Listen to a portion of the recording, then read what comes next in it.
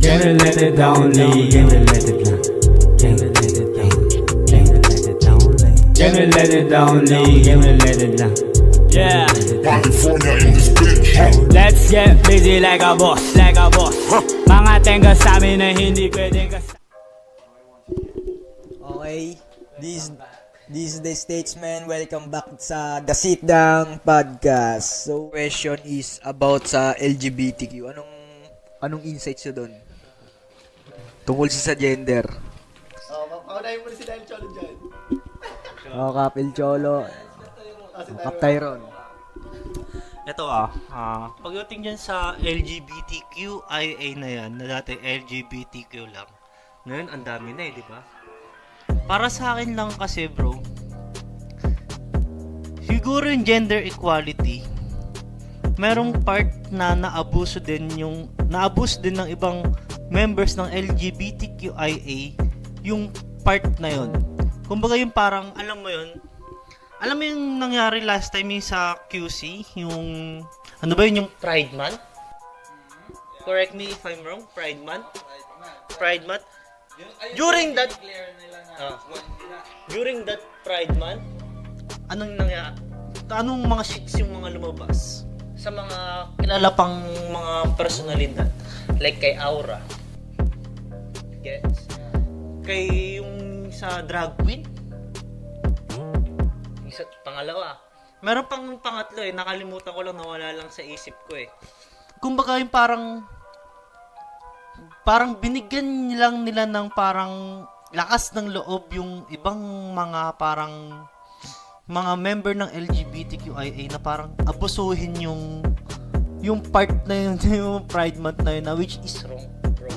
Sa akin, hindi naman ako sa kumbaga parang dinidiscriminate ko ang lahat ng member ng LGBTQIA.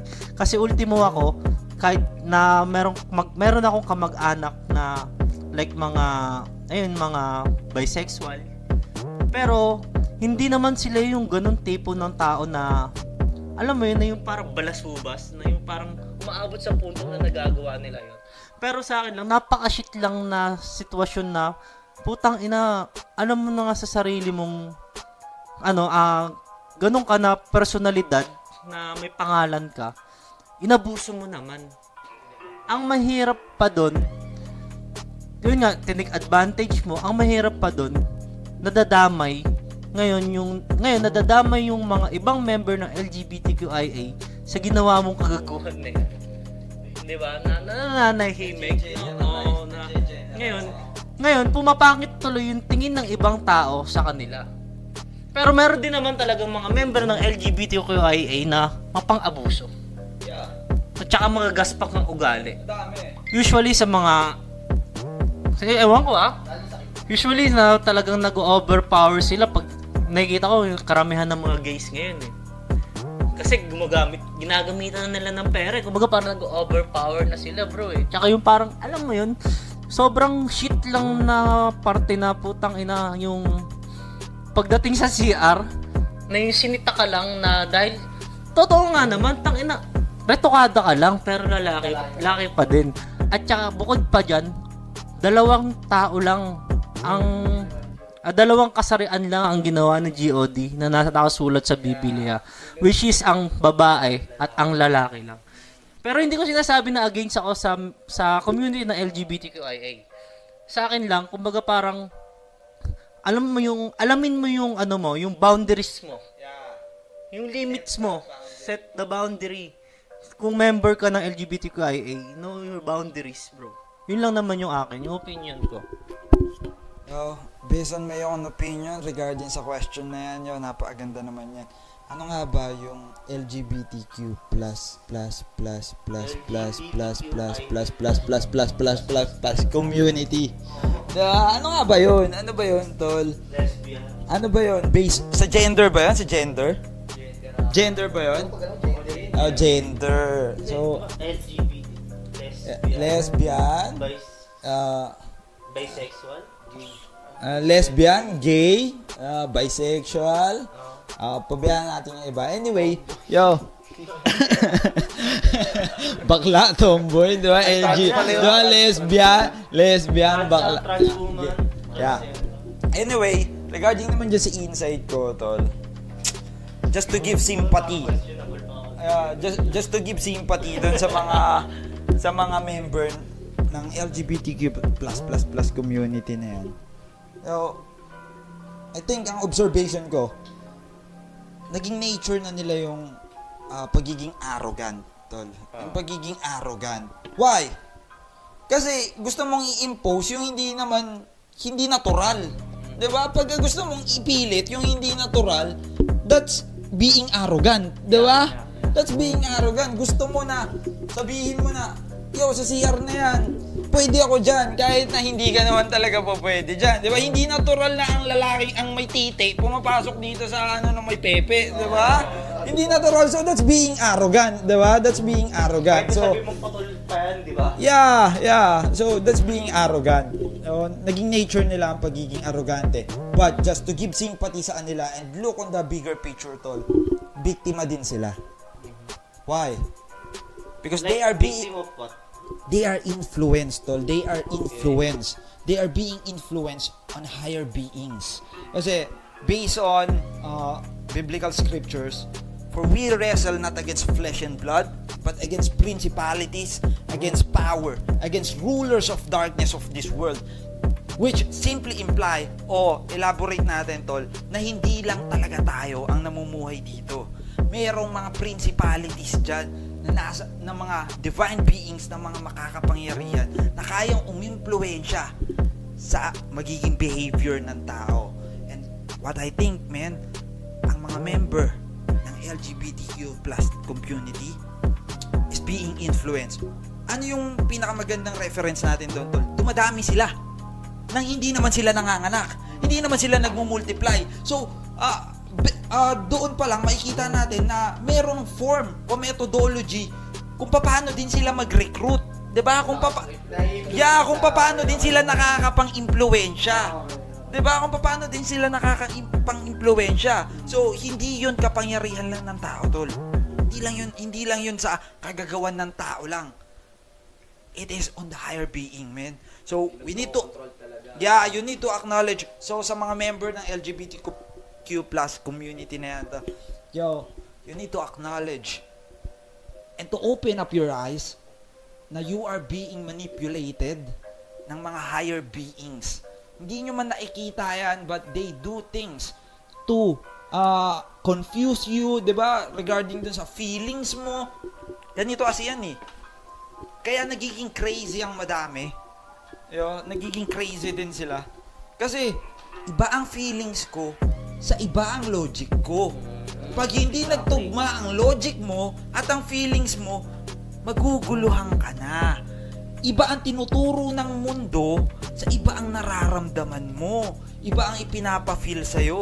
Once na naguluhan ka na ngayon, magugulo na ang isip mo. Hindi. Bakla ako ngayon. Diyan pumapasok yung fluidity, 'di ba? Yung fluidity. Hindi, bakla ako ngayon. Kinabukasan naman ngayon. Hindi, tomboy na ako. 'Di ba?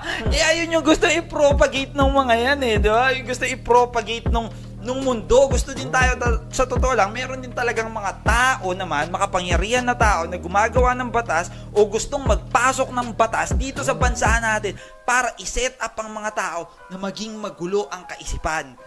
Una, Same-sex marriage. mabalik tayo doon yung sa may droga, ganun din. Kaya nila gustong ipasok ang droga. Why? Bakit nila ipina-adapt dito ang droga? O nasa China ang droga, madami sa China ang droga, ang mga Chinese nandun, pero dito sila nagmamanufacture. Bakit nila dito pinapasok, tol? It's another form to conquer nation. Pagkasira ang ulo ng tao, madaling mamatay based on history.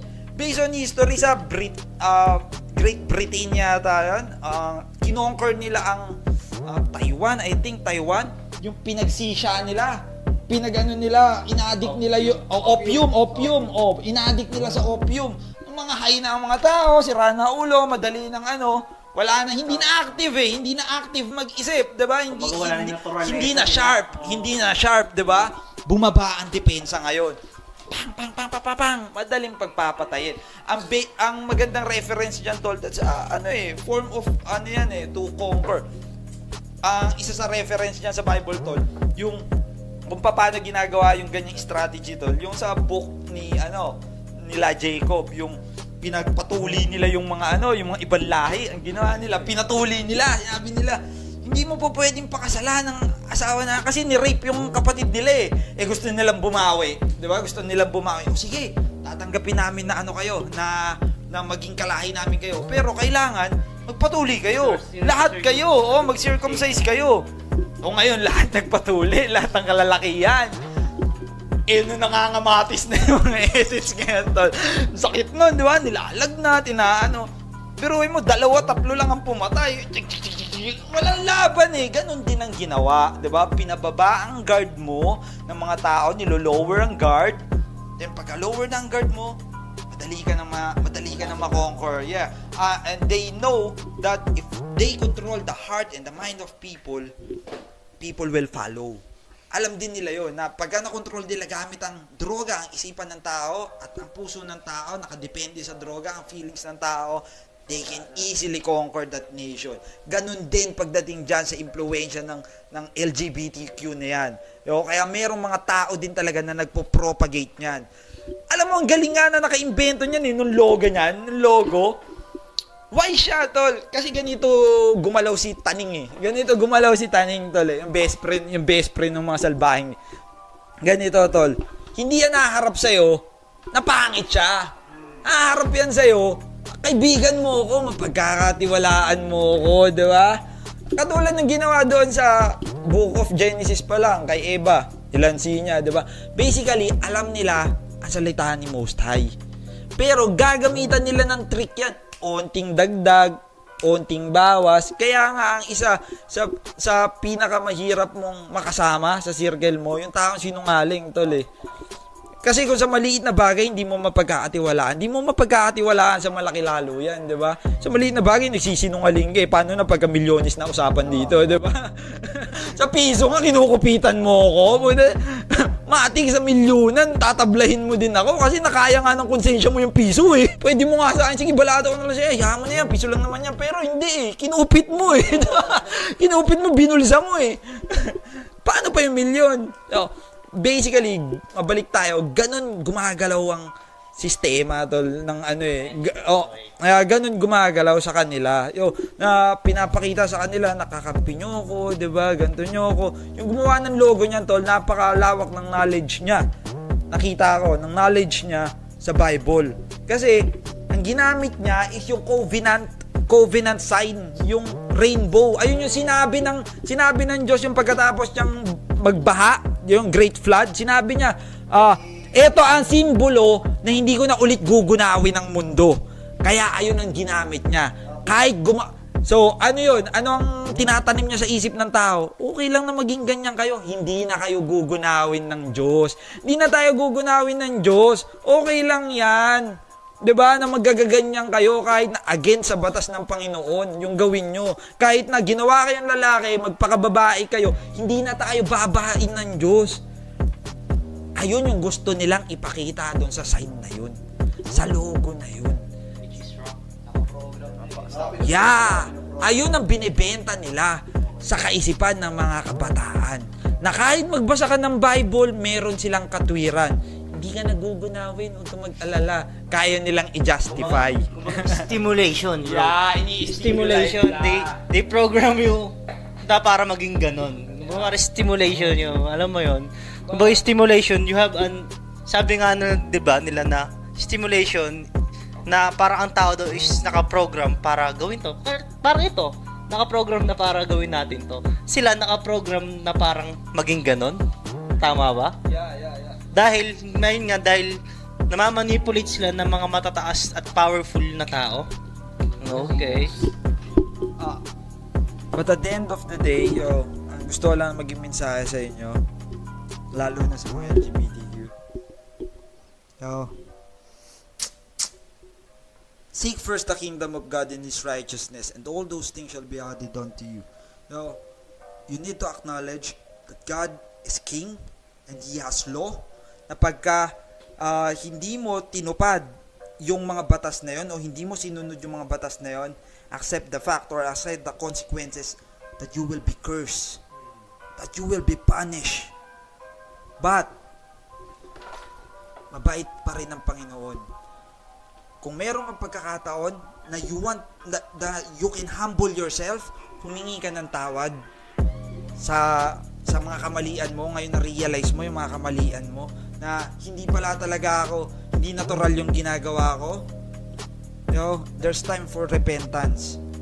At tatanggapin ka pa rin ng Panginoon. But, you need to change the way you are based on God's will, based on God's law. Yun lang. Then you will be blessed. Kasi pagka naman sumunod ka, para magulang lang din natin yan eh. Pag sumunod ka, papalayan ka. Pero pagka sumaway ka, papaluin ka. Like my parents said, diba? Like my parents said, sumunod ka muna bago ka sumuway. Yeah. Yun lang, bro. So, I think this is the last question. Anyway, may gusto pa ba kayong i-add, mga kap? Yo, what's up? Man, salamat sa mga nakinig at salamat sa mga pumunta rito sa amin at nakihalubilo. At sana marami silang natutunan at salamat dito sa nagpa-ispat sa amin. Then, ako nga pala si Pipat Good, taga Montalban. May mga clothing line din ako na Tag Love Clothing.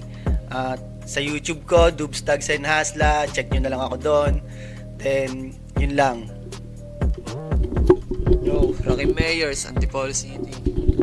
Maraming salamat sa pag-imbita sa atin ni Cap Echolo dito sa lugar niya. Yeah. So yun, this is Enrico B. Kung di nyo pa ako kilala, again, ngayon kilala nyo na. Yun lang. So yun, it's me again, TKC. From Sampaloc, Manila before, but I'm living now in the Montalban, Rizal.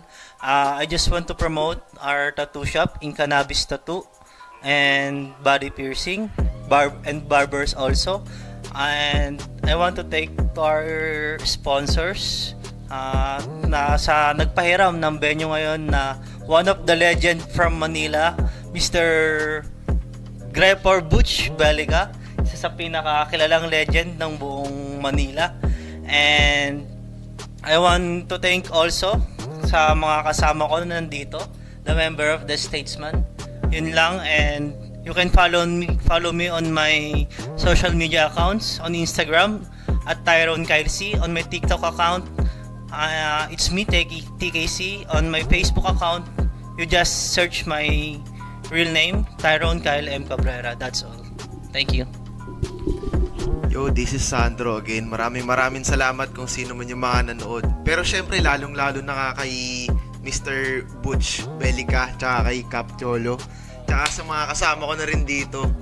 Tsaka, syempre, gusto ko rin pasalamatan yung pinaka-paborito kong tao sa buong mundo, which is it's sarili ko, kasi pumunta ako dito. Anyway, this is Alchola Madiscapte in the house here. Maraming salamat sa mga umattend dito. Maraming salamat sa pagpapa-unlock ng invitation. Maraming salamat Kap Pipa, Kap Rakim, Kap Rigo. Hands up sa mga effort dito, Kap TKC. Ganun din dito kay Kap Sandro. Maraming salamat sa effort tol, na para mabuo to, ma-establish tong pad natin na to, at mapagbigay tayo ng mensahe at maayos na kahit paano kapulutan nyo sana ng karunungan, diba? Anyway, I just want to thank God dito sa opportunity na to na binigay niya para mabuo tong production na to. Sa pagkakataon na nag-unite kami, nagkaroon kami ng desire at mag-take action, magsama-sama dito. It's only of God's will. At the same time, papasalamat ako. Gusto ko lang i-promote ulit yung Malacanang merch. Malacanang merch to, yung mga jacket natin dyan. Meron tayong jacket na galing ng Malacanang, embroidered, rubberized. Meron din tayong mga cup. Meron tayong magic cup. Meron tayong mga bull cup, ID lays, emblems, stickers, reflectorized, tsaka yung mga keychains natin. Available dyan. Check nyo lang, Malacanang merch. Ganun din yung Perfect Sense. At the same time, you can follow me on my IG, L_Cholo_official. At the same time, you can follow me sa Facebook, Cholo Madiscarte. Once again, here! So, ayun, before this podcast end, gusto lang namin linawin sa inyo na sinagot lang namin ang mga tanong na based sa aming mga sariling opinion. So, yun, shoutout sa mga nagbigay ng tanong. Napakaganda ng mga tanong na binigay nyo. Sana nasagot namin yung mga tanong na binigay nyo kahit papano. Or sa mga makakapanood nito, watch it. Makakapulot kayo ng gems dito. Yun lang. Thank you. Yun, dito na nagtatapos ang The Sit Down Podcast.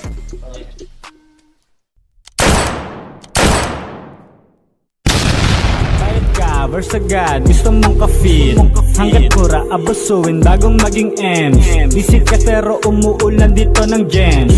California, game related, papunta sa top. Utak puso malamig, ang tahat na hot. Let's get busy like a boss, like a boss. Mga tenga sa amin na hindi pwedeng kasal. Yeah. If necessary, pay the cost, pay the cost.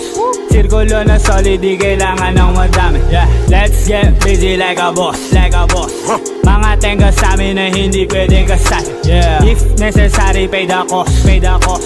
Sirkulo na solid, di kailangan ng madami. Yeah.